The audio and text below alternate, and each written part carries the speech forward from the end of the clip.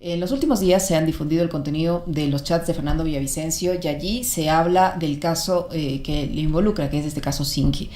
De acuerdo a estos chats, la fiscal del Estado sabía con anticipación y con exactitud cuál iba a ser el fallo en la audiencia ya en la que se leía la sentencia de este caso y dice 2-1. Villavicencio le pregunta que es un fallo agridulce y bueno, la fiscal le dice algo es algo o algo parecido. Lo cierto es que allí se puede al menos observar la manipulación política en la justicia y en este caso para perjudicar a quienes estaban siendo procesados por el caso Zingue.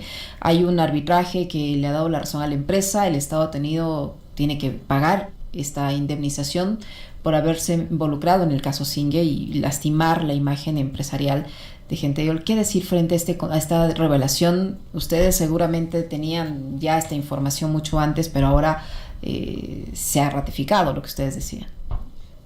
Gracias por la invitación, señora Alexis. Evidentemente para nosotros no fue sorpresa.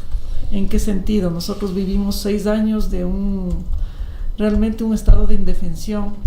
Sentíamos por todo lado abocados todos en contra del caso, no buscando entender si es que realmente había algún tipo de delito, sino simplemente ya sentenciándonos desde todos los poderes, ¿no? Políticos, la prensa incluso, obviamente con honradas excepciones. Y nosotros sabíamos del poder que tenía Fernando Villavicencio, sabíamos cómo se manejaba, los niveles de extorsión que tenía.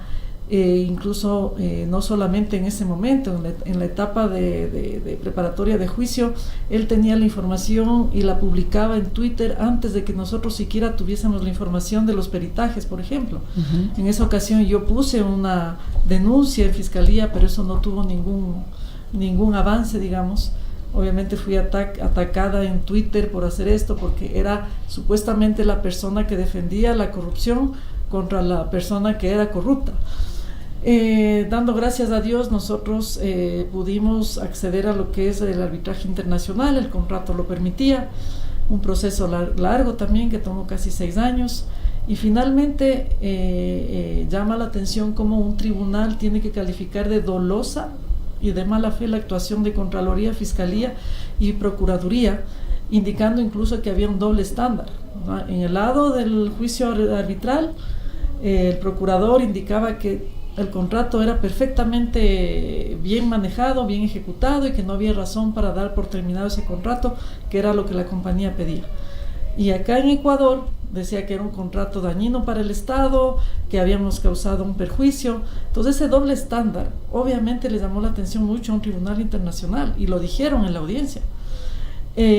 Finalmente ganamos unánimemente que esto había sido un tema doloso, se establece una indemnización de casi $14 millones, lo cual ya fue pagado por el Estado ecuatoriano.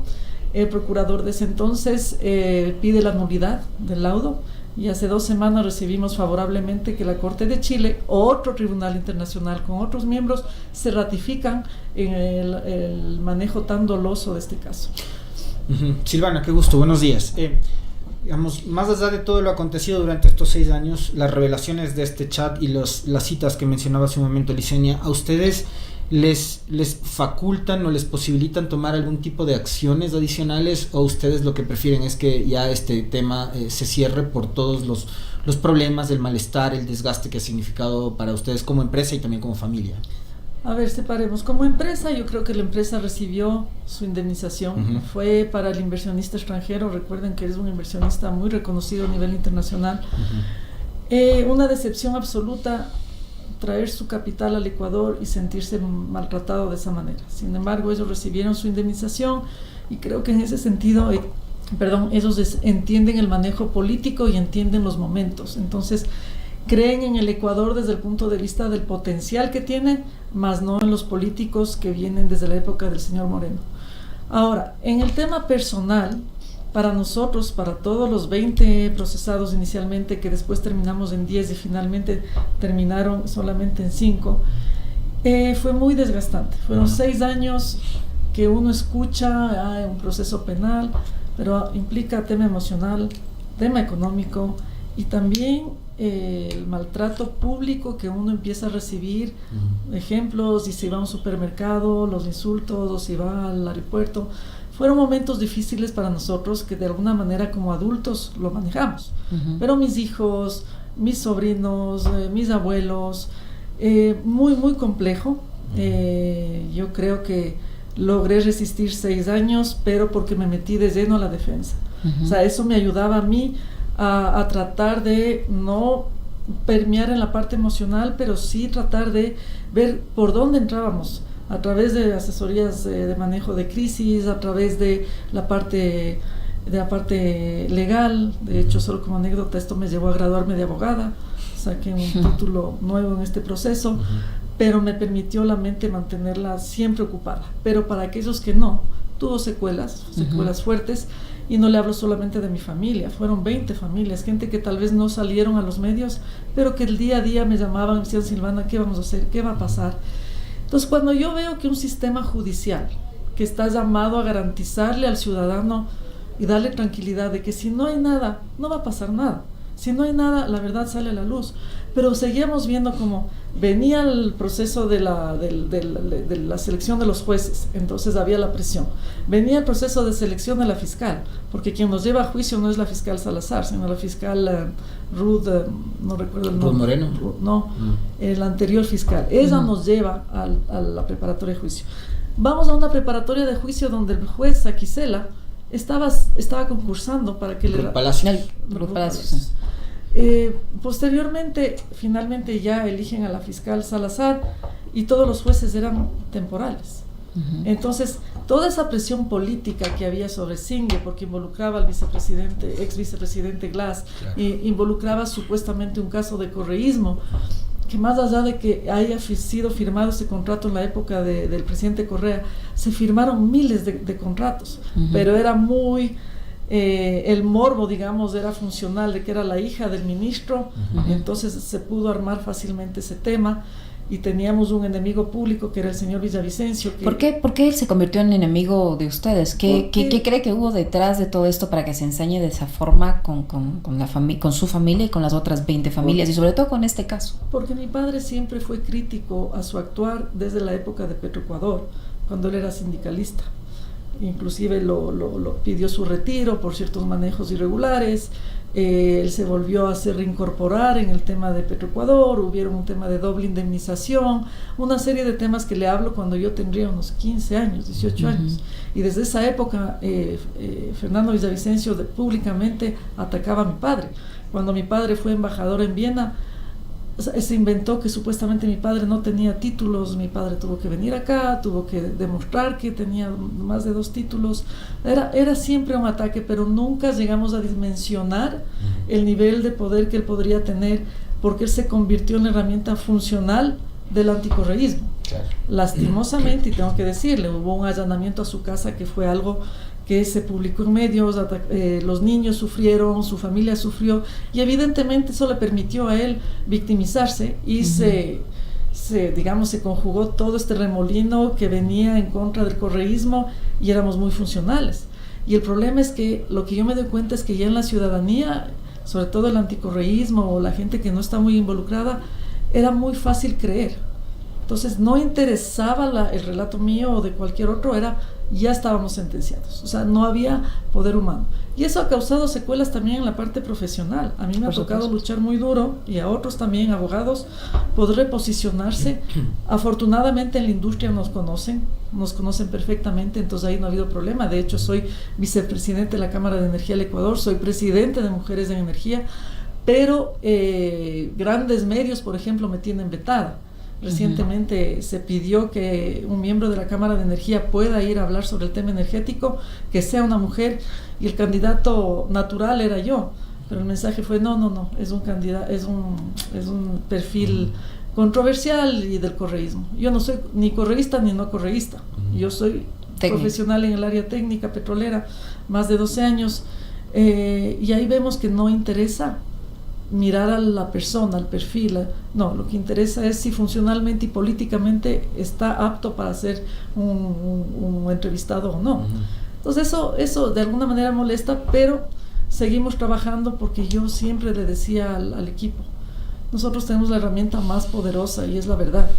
Y la verdad, tarde o temprano va a salir, tarde o temprano. El problema, Silvana, y ahora que es abogada, lo va a entender mejor y nos va a ayudar a entender también a nosotros por qué se dieron estas cosas, y no únicamente en el caso Singer, porque el caso Singer es uno de tantos otros que forjaron durante todos estos 7 años, ¿no?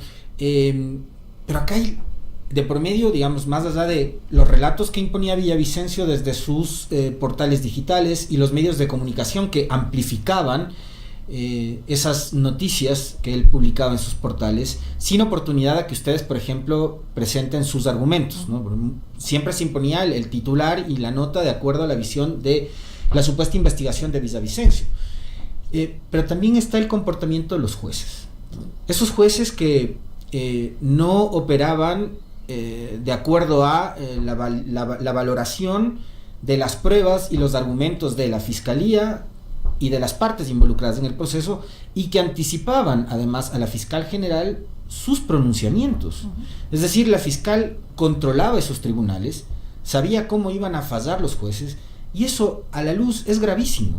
Entonces, ahora que además es abogada, digamos, no solo es el aparato mediático del cual formaba parte Villavicencio, sino también es cómo utilizaron la justicia y cómo la justicia fue utilitaria a ese aparato mediático para conseguir propósitos de carácter político. Así es, y desde el punto de vista de la profesión, uno puede decir el nivel de decadencia de la justicia en el Ecuador, no solamente Fiscalía. No se olviden de un personaje que fue nefasto para nosotros y fue el que impulsaba, que era el Contralor Celi. Él era de donde nace el ERP. Nosotros lo vivimos saliendo de una audiencia, cuando estaban reunidos con los jueces y estaba ahí el Contralor, lo vivíamos y no sabíamos cómo hacer, quién podía, como se diría, defendernos en esas instancias.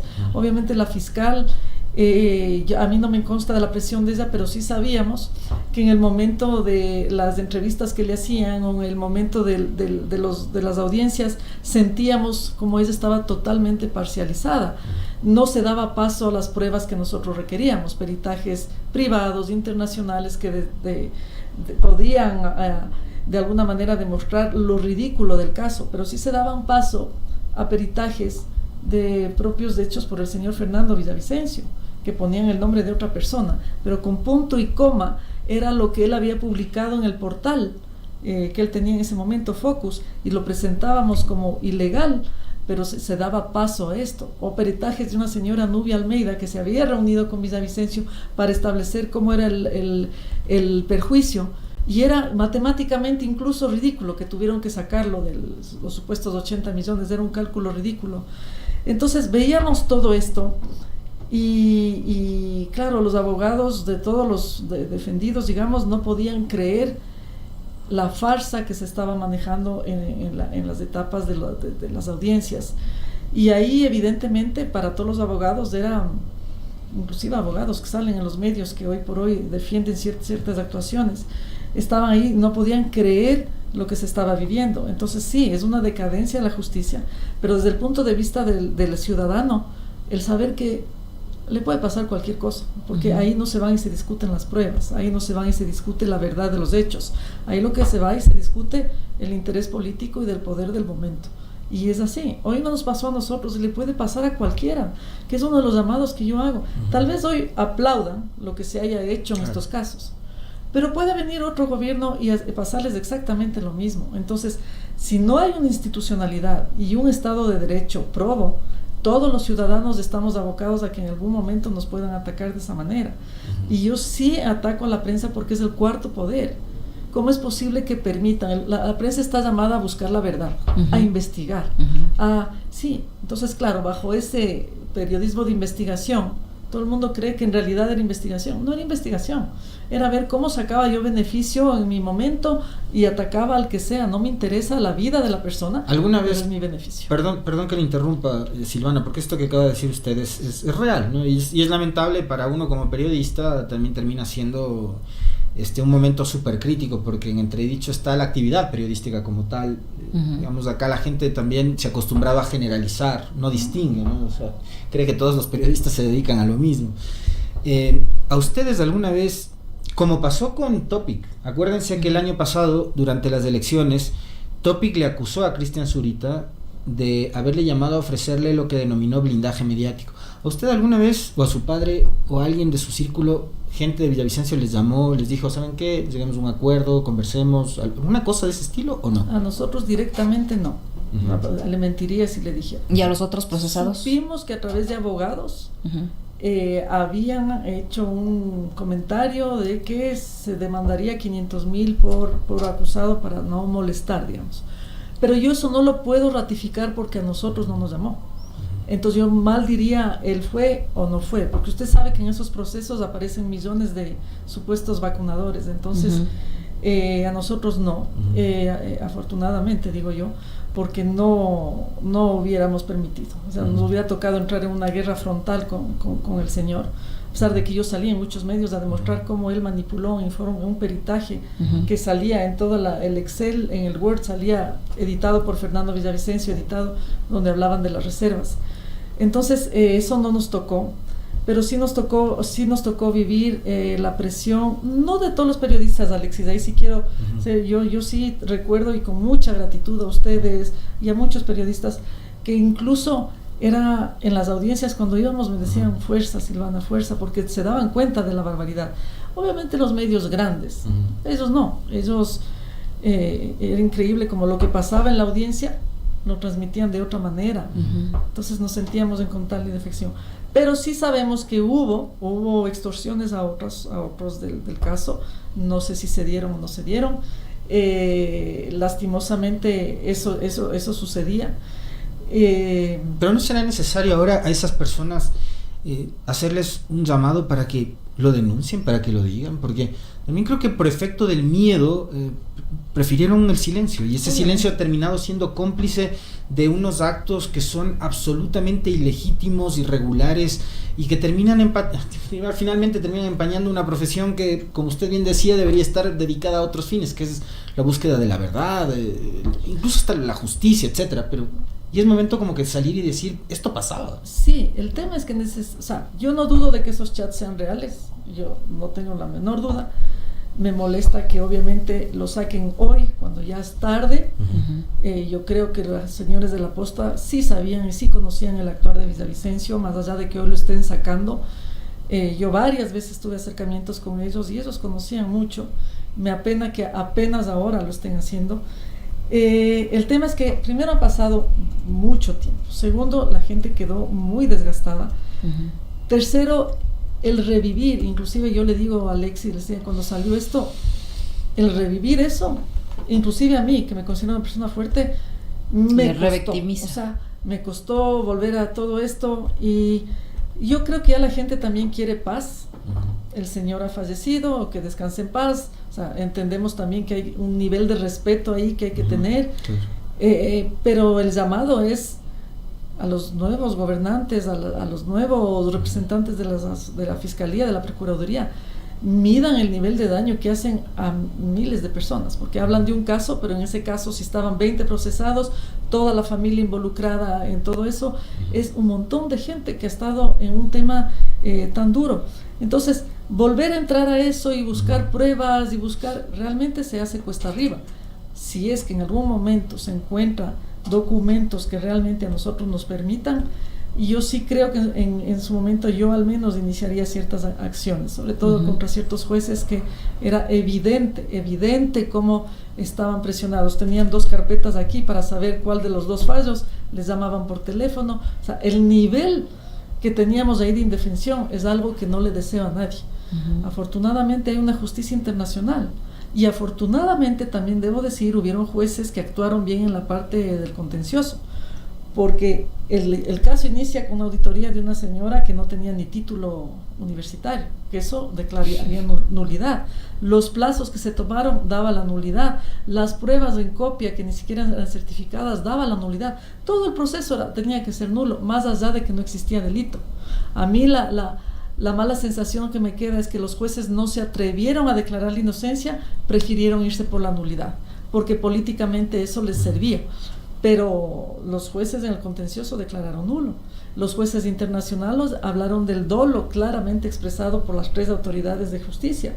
Entonces, Lo que también molesta es que a pesar de todo esto, la gente nos sigue creyendo culpables. Claro. Entonces en el entorno anticorreísta es como, bueno, fue nulo, no les declararon inocentes. Hay 2 tribunales internacionales que hablan del tema del dolo, ¿no? Le costó al país 14 millones, que es poco, por tema de daño moral. Entonces es difícil, pero vamos a ver cómo se desenvuelven las cosas, y yo creo en la justicia divina también. Yo soy muy creyente, creo que fue eso uno de los temas que a mí me dio mucho soporte, y a todos, a muchos de los que estábamos ahí. Y también creo que hay gente que está interesada en encontrar la verdad.